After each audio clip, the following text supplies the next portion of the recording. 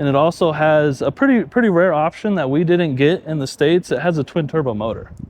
What? So let's take a look at that. Yeah. Hello guys, today I'm here with John at Right Hand Drive Specialties because we're going to be taking a look at not just their shop, but the variety of very cool JDM cars that are currently in stock. So John, would you mind telling us a little bit about yourself and Right Hand Drive Specialties? My name's John. I'm a shop manager here for RHD Specialties in Arizona. This is our second location. Our main location is up in Seattle. Usually, because the port's there, it's where all the cars usually come in. We've had this shop for about 2 years now. It's been going pretty good. We figured we could try to bring, more selection down south for, people, Texas, New Mexico, Arizona, California. But yeah, let's go take a look around. Great. So what cars, obviously Right Hand Drive Specialties kind of implies a lot of what you guys generally import here, right? So it's going to be mostly JDM stuff. Mostly right hand drive and mostly sports cars. Every now and then we do get K cars, little smaller cars or SUVs or trucks. But yeah, we mostly stick towards fun sports cars, Supras, Skylines, anything along that lines. Yeah. Okay, perfect. So what's the first car that we want to take a look at here? I guess we could start with the JZX100 Chaser right here. It's definitely a good car. I want to say this one is a 98. Similar to, the best thing to compare it to, I would say if you put a Supra and a Toyota Camry together. In terms of Toyota Camry space, and then in terms of drivetrain, it is a 1JZ twin turbo motor. Okay. 5-speed rear wheel drive. And yeah, these are very popular drift chassis, VIP classic car build chassis out in Japan, and they're just very versatile, very nice. Yeah, and this car looks exceptionally clean. It's got like a pearl white finish to it. Yeah, this is actually one of the OEM colors. I love Toyota. They have some of the best OEM colors. Yeah, as you can see, a very, very clean, very aesthetically pleasing 1JZ VVTi.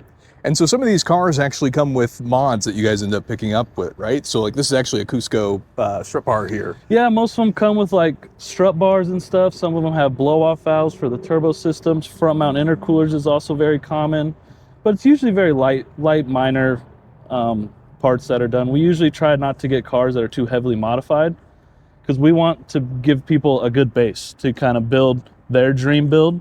So it's good to give them the cleanest stock example and then kind of have them have that journey on their own. Right, yeah, we talked more about it off camera and how you guys do a lot of, stuff that's not seen here in the shop, but you also do a lot behind the stuff for sort of choosing specifically what cars you guys decide to bring in and import into the States. Yeah, because we want to bring in really, rust-free chassis, still have OEM paint, not a lot of body panels replaced, still have original motors, stuff like that. So it's very, very good examples. Great. All right, let's go ahead and move on to the next stuff. Obviously, there's a Supra right in front of us here as well, right? This is a pretty nice Supra. This is one of our shop cars. The owner of the company has had this one, I want to say, for about 5 or 6 years. But yeah, this is a 6-speed, single turbo, 2JZ. Really nice car. Nothing too crazy on it, just light suspension. Mods, he's got TE37s, very popular wheels, but yeah, this one very popular wheels. This is definitely something we kind of point towards, is this is a possible build that you can get from us, and you could facilitate your own build. But yeah, this is definitely a very there's some work there. good size turbo. I can't remember the exact size on it, but a good single size turbo, still running pump gas, and yeah, this should make around 500 to 600 horsepower. Yeah, that'll move pretty good. A little bit more than stock there, huh? Yeah, definitely. But yeah, it's definitely a good example to kind of show people that just a couple little light mods, and then you have a really complete build. Sweet. Yeah, it's very tasteful. It has the TRD carbon wing and stuff. Yeah, obviously you can't go wrong in the Mark IV Supra, right? I think Fast and Furious really solidified these cars. Yeah, they're hard to mess up. But yeah, very, very simple, tasteful mods, and they look really good. And then you guys actually have, I think was there another one here earlier? Yes, we also have an NA example too.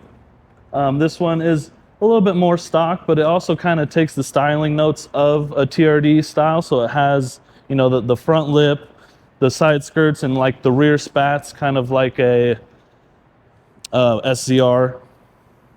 Yeah, well, I mean, I like what you mentioned earlier, right? How you talked about like that, this white one over here is modified and could be, you know, what might be somebody's end result or maybe something that they're purchasing, but you also sell stuff like this, which is almost more so a, let's say, blank sheet, right? Yeah, because we can take a look at this one. This is a non-turbo model, so it is a little bit more cost effective for people that are looking to get a good deal. Right. But yeah, usually sometimes we'll just do light mods, you know, like wheels and coilovers and stuff, and then yeah, we just leave a nice clean base for you to start something out with. Right, which, you know, at the end of the day, that still gets you into a Mark IV Supra, which is a pretty cool thing. Oh yeah, very, very iconic and very timeless design for sure. Okay, now I have to point out that there's an RX-7 over here, because how could we not look at it? Yeah, let's take a look. She's over here hanging out. This is another stock example. Not too sure what body kit this is on it, but it kind of has that 90s, you know, aggressive kind of styling. Especially the rear bumper is really nice on this, and it's actually painted a GTR color. This is Midnight Purple 2. Okay, sure. Yeah, it's a very popular car right next to another very popular GTR color, Bayside Blue. Yeah, and so, you know, we try to, like I said, bring in fun examples and kind of unique stuff. This is something we saw and we're like, yeah, this is something that, you know, isn't too common and people really enjoy this kind of styling. Yeah, I mean, the FD is a beautiful car. I think from the factory, they already did a fantastic job. So I like that even the body kit that's on this didn't go over the top. Yeah, it's not too gaudy, not too aggressive, but that's what I've always liked about RX-7s. Because, you know, I had a little bit of experience riding, you know, two-stroke dirt bikes growing up. And I would compare a rotary engine to the two-stroke of the car world almost in terms of power band and just how it feels and how it goes. They're definitely super unique and fun to drive. Absolutely. So everybody needs to experience rotary at least once, you know? It's funny that you say that. I have a friend that has a FDRX7. It's not currently running, but he was running. Yeah, he keeps telling me that when he gets it back on the road, it's something that I need to experience. I unfortunately haven't driven a rotary car yet, but that's what everybody that owns one generally says. Okay, what do we have here? This is obviously an R32 based. Yeah, it's a Skyline. This is kind of a little bit more older compared to where the market is now, because this is a 91. Yeah, R32 GTST 4-door. But yeah, these usually come with the RB25 single turbo, still an inline 6 motor, rear wheel drive, 5-speed. But yeah, this is one of the, you know, classic designs that's kind of inspired the wave of, you know, R33s, 34s, and even 35s. But usually a good 4-door. They're, you know, good for a daily driver. You could still have fun with it, take it to the track. And I mean, these have to be fairly popular because I feel like I see these all the time at various car shows. Is there something specifically about these that you see that people tend to look for? It's mostly just because they were one of the first, you know, legal imports that you can get of these generations, because you are able to get R30 Skylines, but those are kind of 80s. You know, some people aren't a fan of the electronics in them and stuff, but this is the early 90s where Nissan was kind of really getting their heads together and turning out beautiful cars. Yeah, I mean, what a time period for the 90s, right? Nissan was literally building like 5 different cars on a singular chassis that were all somewhat the same car, but still offered so many different versions, variants right? in between them. Yeah, exactly. But yeah, this is a perfect candidate. You know, you just want something that's fun, a little sporty, but can still, you know, be driven every day. You have room to go get groceries and just kind of enjoy it. And I mean, these are all different price points as well, right? Obviously, we pointed out some Mark IV Supras, which are known to be a bit more expensive, even FDs, but these are going to be a little bit more affordable as well. Yeah, we do, you know, offer stuff that's in the mid-teens, and then, yeah, we kind of go upwards into, you know, Supras, Skylines, GTR money. But yeah, a clean example like this is a sub $25,000 car. Yeah, much more affordable to get into it, and you guys have already taken care of the complicated part of getting it into the States. Oh yeah, and that's what's great about our process. All of our cars do come with a clean title. You know, most importers, they hand you a stack of paperwork and say, have fun. We definitely like to take care of our customers, and yeah, we get everything sorted, and especially here, if it's in Washington State or Arizona State, we actually can register the cars for you, so you don't even have to step foot in the DMV. That's super easy. Which is definitely cool for a lot of people. Yeah, I also love that. I mean, it's like a physical location here, right? So people in the Phoenix area or even out of state, if they wanted to, can come take a look at the cars in person. Yeah, because a lot of this kind of industry is kind of sight unseen, and you kind of fingers crossed you're getting a good car. But that's what we offer here. You know, we check, you know, motor compression, fluids, brakes, tires, make sure the cars are mechanically sound. We have, you know, full compression undercarriage photos, so you can make sure, you know, you got no rust, nothing that's, you know, cancerous or concerning in terms of, you know, the metal condition. But yeah, we definitely try to offer the best service.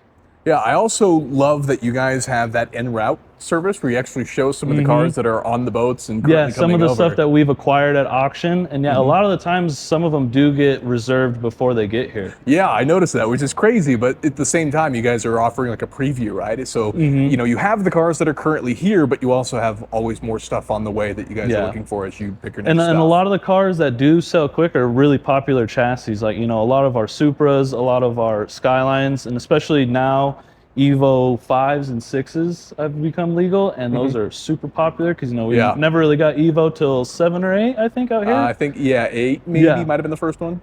So those are definitely super popular. But yeah, we work with, you know, a couple of partners in Japan. We try to provide the best information possible, but, you know, if a car comes in and it needs a little love, we definitely love taking care of them. And, you know, we want to present the best product possible, so. Okay, well, let's go ahead. There's quite a bit of stuff here in the back row, some of which is obviously recognizable, almost JDM versions of some stuff that we got in the States. But let's start with the right here. Is that a Silvia that I see over there? Yeah, that is a Silvia S14. It's the Qs model, so it's going to be SR20, non-turbo. Still a fun car though. But yeah, these are definitely great.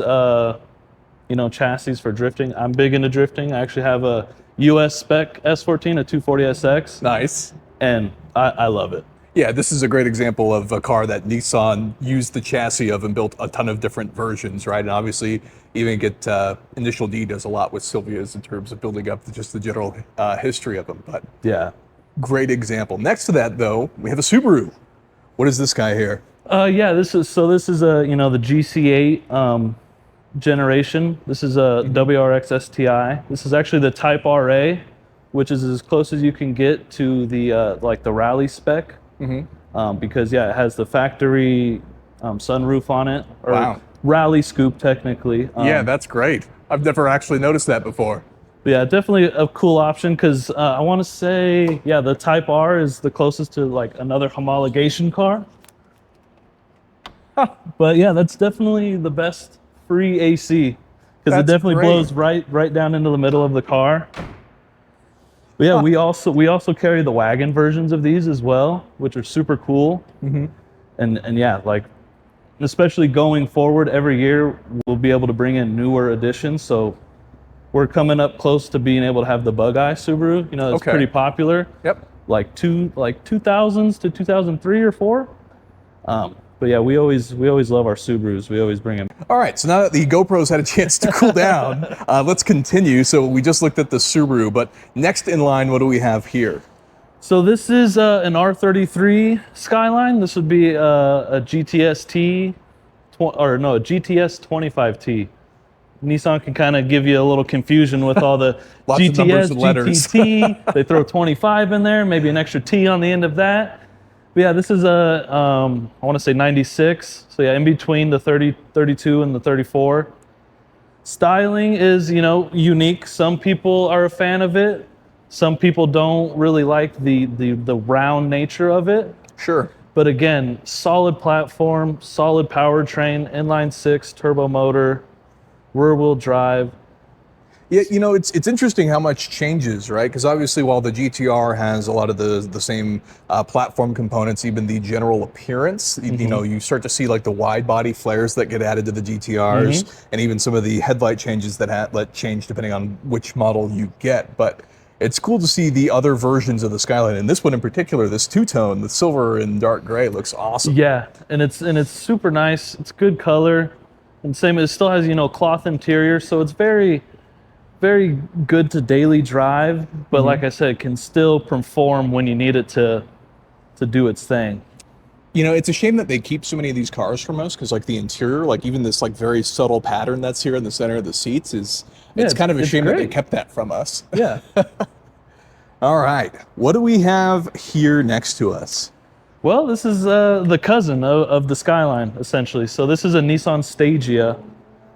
Essentially, same powertrain as the typical Skyline, so RB25 single turbo, but these all come all-wheel drive. And yeah, so it's essentially a station wagon Skyline.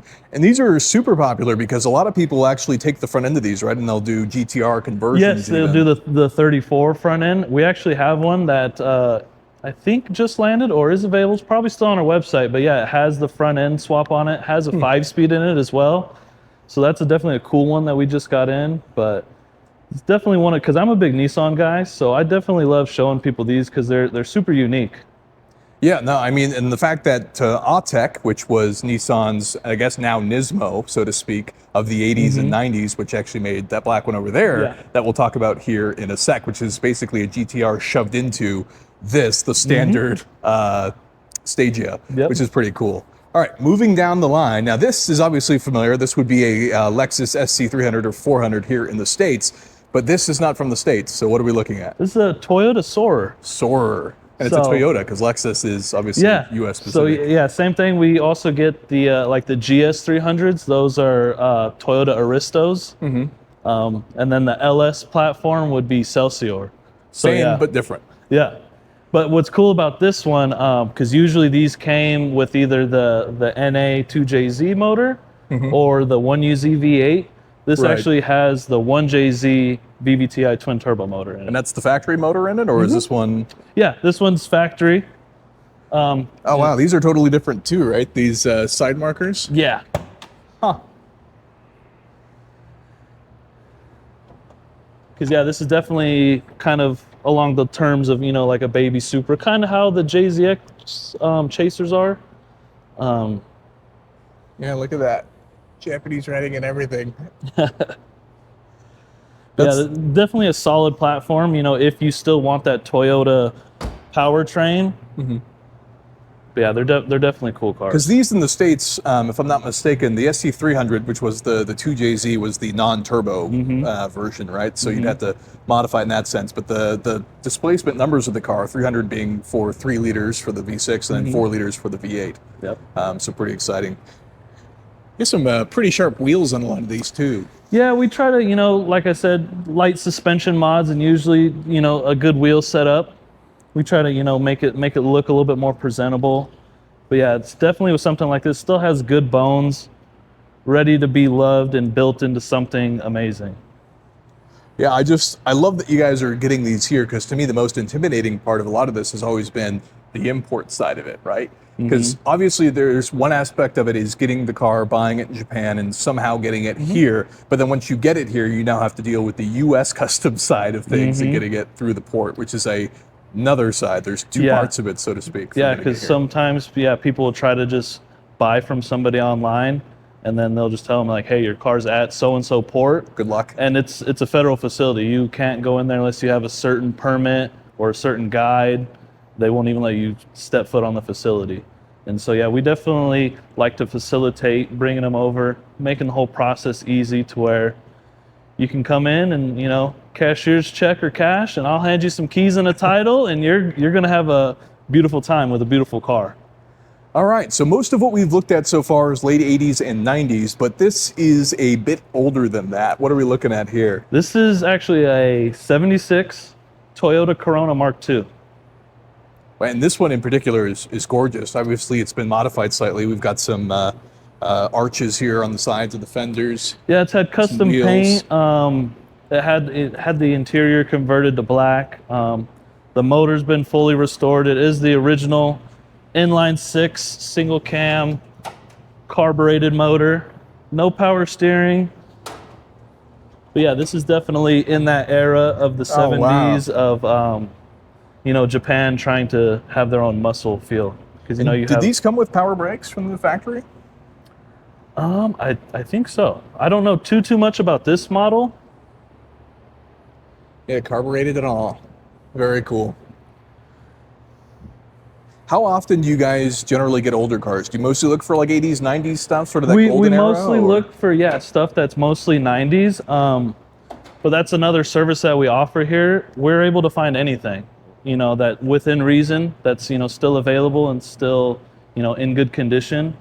But yeah, we can get anything from, you know, 1999 to the 60s. Because we bring in older Corollas, we've brought in, you know, Datsun 510s, stuff like that. So yeah, if people are looking for something unique, we can work closely with them and bring in super nice cars. We've even brought in, you know, wide body custom cars, stuff like that, stuff that's already on like airbags, suspension and stuff. Yeah, I think I saw maybe like a Liberty Walk 180 or something like that. Yeah, You guys he's actually a local guy here in Arizona. Ah, okay. Super cool guy. But yeah, that was a part of our sourcing program. He wanted a 180, but he wanted something special, and we were like, this is what we found for you, and he fell in love with it. It's a gorgeous car. Gorgeous car. Yeah, I love the diversity of stuff. I mean, obviously there's quite a few different makes and models and just all the various unique cars, stuff that we don't get here in the States that you guys bring in, or maybe we did get it, but you're bringing in the unique one that we did. just a little bit, you know, different powertrain, and yeah, mostly a lot of manual stuff because a lot of these cars didn't come manual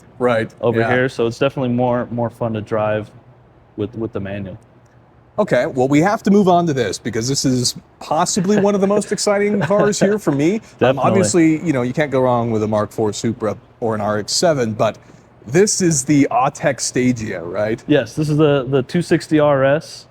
So essentially, because yeah, there's Nismo, and then Autech is kind of the next step above Nismo because they go a little bit, you know, they do interior work, you know, trim and stuff.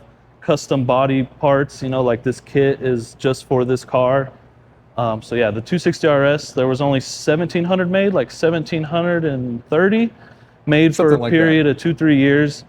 Normally they come with the RB25 single turbo, and like I said, mostly all automatic. But this has the RB26 twin turbo out of a GTR, the 5-speed out of a GTR, and yeah, the same Altezza 4-wheel steer system too. Which, yeah, so in other words, this is a GTR, an R33 GTR shoved into the body of the Stagia, which we saw the more standard Stagia there. And then this is the extreme Autech, put everything in it. Yeah, and you know, with the nice side skirts, the bumper, the super cool wing on the back. Yeah, so, you know, in other words, a factory GTR wagon, which this is the factory bumper, I believe, right? Yep. The side skirts are factory. Yeah, the wheels have been changed. These had similar looking wheels, I believe, but yeah, originally they're BBS style wheels, they're Autech BBS wheels, but yeah, these come factory with Brembos, you know, like a GTR, and they're definitely. Yeah, most importantly, to quote Fast and Furious, pop the hood. Yeah. Look at that, RB26. Now, this one is from an M spec?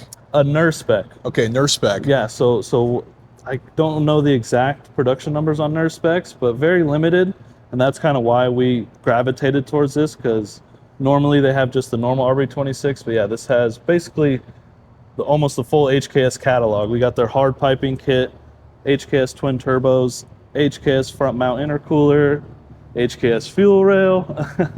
Yeah, I mean, this was already a cool car from the get-go, and then the fact that somebody bought this and then modified it, gave it more power, even got, like you said, HKS parts, which are obviously quality, big brand name parts, even people that raced R32 GTRs. Crazy to see that they put that into this. Yeah. Do you know how much horsepower this one makes approximately? I would say this is anywhere from like high 400s to mid 500s. But it could still, you know, be put on ethanol, and because this is still on pump gas. Okay. But yeah, you can definitely put this on ethanol, and yeah, the motor is probably capable of any, you know, 5 to 700. Which is crazy. Like this car obviously would have been rated at 276 due to the gentleman's agreement, but likely factory would have been like 320-ish or so. Yep. So that's a pretty considerable improvement. And the fact that this is a wagon, you know, this is usually something that might be underestimated, so to speak, if you saw it on the road. Yeah. But what a crazy experience. I also love these factory spoilers back here that open up with the hatch. I think it's hilarious that these exist. But crazy looking cars. Yeah, you can definitely, you know, with the Stages, you can, you know, the back seats lay down, and you could fit like an air mattress and all kinds of, you know, go to the beach, go snowboarding. You got the roof rack. It's got all-wheel drive, so you put some studded snow tires on it, and she'll take you anywhere you want to go.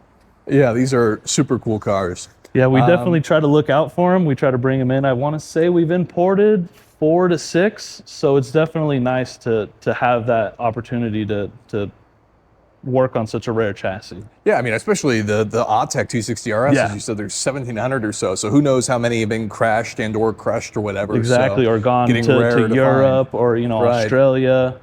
Yeah. Incredibly cool cars. So there is at least two more over here that we haven't looked at yet. So we have another four-door Skyline-based car, and then we have a Subaru. Let's start with the Bayside blue car here. Yeah, so this is a R34 four-door GTS. Has, you know, a couple GTR styling bits, like it has GTR headlights, different, you know, different aftermarket front bumper. It looks like there's a bigger intercooler into there as well. Yeah, so she's got a nice little intercooler. It has a nice exhaust setup too. But yeah, this is definitely something that we kind of get in has a little bit more work done to it, but again, is still a amazing base to build something on. Yeah, these are pretty cool. Do you know how much, I imagine it takes a fair amount of effort to fit some of the GTR parts, right? Like we have a narrower actual body section. So if you wanted to fit some stuff, I imagine some stuff requires a bit of massaging and effort, right? Yeah, the front end stuff is usually pretty easy because, you know, in terms of GTR, it's just, you know, extended front fenders and rear quarter panels. I want to say 7 to 10 millimeters, something around there. Okay. But yeah, the two-door cars are easier to make, you know, like a faux GTR. But there are companies out there that make wide body kits for these to where you could still have that aggressive GTR look. They're like purpose built for the four doors. But still have the four doors, yeah. Okay. And then what do we have here with this Legacy? Yeah, so this is a Subaru Legacy GTB, factory equipped with Bilstein coilovers. So it rides phenomenally. Rad. And it also has a pretty rare option that we didn't get in the States. It has a twin turbo motor. What? So let's take a look at that. Yeah. But yeah, this one's barely been driven. It's got, I want to say, 35,000 miles, so like 55,000 kilometers. Full leather interior. Wow, those are speed. actually fairly bolstered seats. Leg bolstering and side bolstering there. So you can do some spirited driving, but what on earth? Twin turbo. yeah, so it's still the EJ20, but yeah, I want to say like the cam profiles are a little bit different. But yeah, it's definitely interesting to see a Subaru with two turbos. Yeah, that's what? Because usually, yeah, they have their single turbo right here, but you look on the other side of the intercooler and it's got a little brother over there. Yeah, admittedly, I'm not the most knowledgeable in the JDM stuff we didn't get here, but this is, I mean, this is crazy. So this is almost like a competitor to that Autech wagon that we kind of showed, right? This is a performance-oriented Subaru wagon. Yeah, a little bit. You know, this is, you know, still a 4-cylinder, so not as much power as the inline sixes, but still, yeah, definitely good for spirited driving and, you know, capable of, you know, all kinds of different terrains. So do you know how many of these they probably build? I imagine it's fairly rare. Yeah, because the GTB is the highest trim level for Legacies. So yeah, roughly like 4,200 to 4,300, I'd say. So definitely a little bit limited, and yeah, especially with color and, you know, full leather. I'd say this one is, you know, sub 400 models. Yeah, this is an insane car to me. I can't believe that this exists.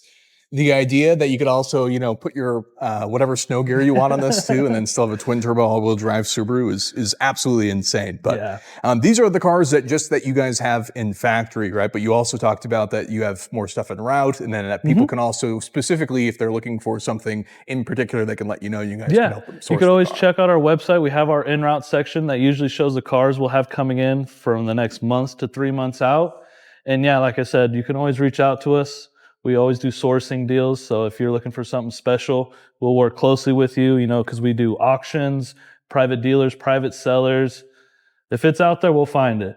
So definitely, whatever you're looking for, we're the place to get you sorted. Great. And so if somebody likes one of the cars that's on this video or something that you guys have coming, what's the best way to get in touch with you guys or express interest in buying a car? Best way, we're always open to phone calls. We're open Monday through Friday. You can call both of our shops. We're usually always quick to answer. We have, you know, our emails that are on our website, rhdspecialties.com. And you could always reach out Instagram and Facebook too. We respond pretty quick. So Perfect. Yeah. All right. So with that, that is going to be the end of the video. So again, thank you, John, for your time. And of course, giving us a tour here at Right Hand Drive Specialties in Mesa. But that's going to be the end of the video. If you guys enjoyed it and could leave a thumbs up, I'd really appreciate it. And consider getting subscribed for more content like this in the future. With that, thank you so much for watching, and I'll see you in the next one.